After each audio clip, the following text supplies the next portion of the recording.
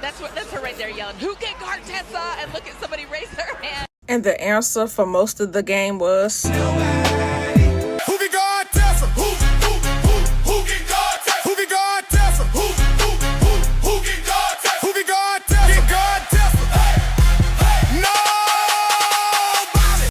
Man, what a very impressive win for South Carolina. And so many reasons why they should have lost that game, but that didn't matter. I wrote down a list of things they needed to do to win the game. They didn't hit many of them, and that didn't matter either. I wanted to rewatch the game before I made this video because I was so stressed during the game that I feel like I just missed so many things. I couldn't quite enjoy the game. I was just so stressed. So I wanted to rewatch it once I see the outcome is we won, but I can't find it. Do anybody know where I can find it at? But anyway, let's get into this breakdown. When you see this picture, you know what it means. Walk in your trap and take over your trap. Yes, sir. South Carolina was not supposed to win that game. I mean, they had everything planned against them, and yet they found a way. Even though the whole team contributed to the win, they don't get the win without these four right here. Dawn's coaching, Raven's playmaking, Tessa's scoring, and Medina's hustle. All four of them play key parts. They are the reason. Dawn Staley has a wait your turn type of system. Johnson and Johnson both waited their turn. That's part of how she develops her players. All freshmen and sophomore pretty much come off the bench and learn from the veteran players. They develop through learning, through sitting on the bench and watching, through practice, through film, and they get better year after year after year until they become junior and seniors and looking like rock stars. Raven is by far the best point guard in women's college basketball right now. She's so good at balancing scoring and playmaking while also controlling the tempo. When LSU made runs, Raven settled things down. When South Carolina needed spacing, she stepped in and made shots. Every opposing team's best guard, Raven defends. Most point guards don't do that. It is extremely difficult to guard the opposing team's best player, facilitate for your team, and still walk away with a lot of points. And that's exactly what she did yesterday. After the game, Dawn said, out of all the players she's coached, Raven is the one that she's probably going to miss the most. Oh, that's so sweet. Alexis Morris been off her meds lately on Twitter talking trash about Raven. She said something about Raven and somebody replied, "You're on drugs badly." And her reply to that was, "Girl, I like Raven, but Raven still ain't got a shot. And that's why you got to defend her. I'm weak." She said that because the girl name is Raven Johnson Defender, for those that didn't get it. And then after the game, somebody seen that tweet and replied to Alexis and said, "What was said?" Because clearly Alexis don't know what she talking about. And here go Alexis. She replied with, "Friend, you clocked it. Boy, was I wrong." Then after the game, Alexis decided to walk back all the BS she said about Raven and said, "Excuse my misjudgment. Raven Johnson is a shooter. My apologies." I think Kaylin Clark called that misconception about Raven not being able to shoot when she waved her off in this Final Four game. But the gag is Raven was 3 for 6 from the three-point line. That's 50%. Kaylin Clark, left side. She doesn't even look at her. Waves her hand as if to say, "I don't care about you. I'm not defending you." All you haters can just go ahead and follow Alexis Morris's lead. Get your apologies in. Here are the stats from the game. Tanaya struggled offensively. Joyce didn't really play well, but Medina Okot balled out. And I get it, for her to be so tall, she missed a whole lot of bunnies. However, she was hustling and putting forth effort and getting 50-50 balls and rebounding her tail off. And I mean, that's all you can really ask for. And for her to not be a good free throw shooter, she was 4 for 4 from the free throw line. Clutch when it mattered. She was traveling her ass off, but I don't care because she was also getting fouled like crazy, and they won't call in the fouls either. So we're going to take what we can get. Tanaya won't really get no fouls called either. Golly, she was getting hot. I know she missed the referees from the ACC. The bench contributed in a major way too. Clutch rebounds, clutch blocks, clutch points. Ooh! When I say I was on the edge of the seat the whole game, that is an understatement. Man, I really didn't think South Carolina was going to win. I just felt like the refs were working against them. I felt like the offense got stagnant after that second quarter.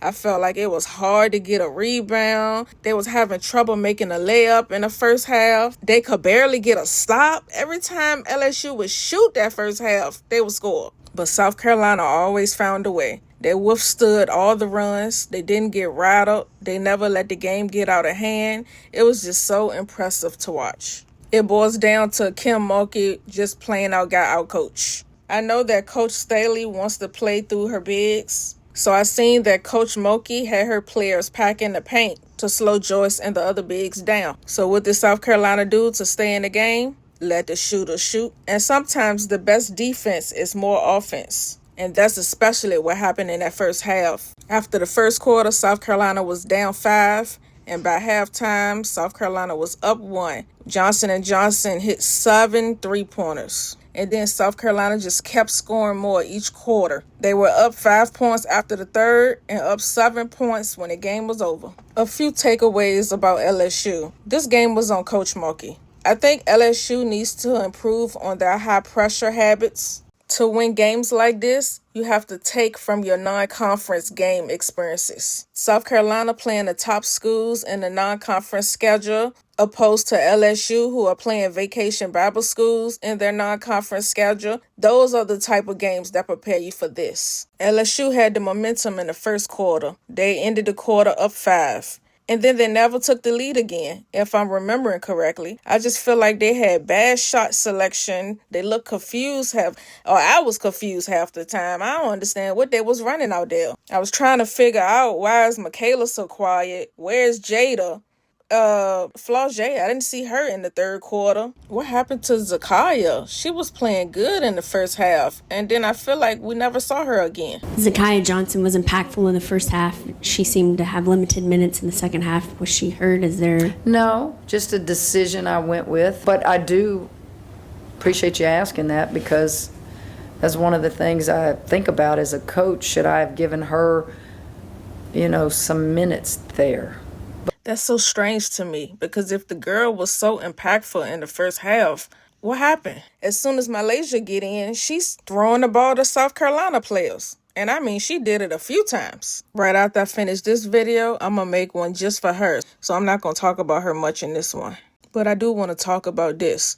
23 minutes, 6 points, 4 of them from the free throw line. 1 out of 8 field goals made. 3 turnovers. Man, I love that she played this bad. I will say, though, she also had the 4 steals and the 1 block. And I think the only thing she improved on since transferring to LSU is her on-ball defense. Everything else is pretty much the same.